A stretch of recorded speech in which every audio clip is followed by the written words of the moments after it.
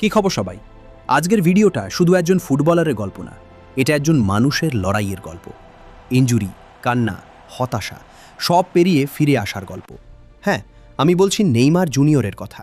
18 May 2026 Rio de জেনেরিওর museum of টুমরোতে যখন অ্যাঞ্চেলটির মুখ থেকে বেরোলো সেই একটা নাম, নেইমার, পুরো হলভর কেঁপে উঠল। আর নেইমার চোখ ঢেকে কান্নায় ভেঙে পড়লেন। 2023 সালের অক্টোবরে উরুগুয়ের বিপক্ষে বাঁ হাঁটুর ACL ছিঁড়ে গেল। স্ট্রেচারে করে মাঠ ছাড়লেন। 2 বছরেরও বেশি সময় জাতীয় দলের বাইরে। অনেকে ভেবেছিলেন ক্যারিয়ারই শেষ, কিন্তু নেইমার থামেননি। সান্তোসে ফিরে এলেন। এই মৌসুমে 13 ম্যাচে 6 গোল আর 3 অ্যাসিস্ট। ধীরে ধীরে ফিরে পেলেন নিজেকে।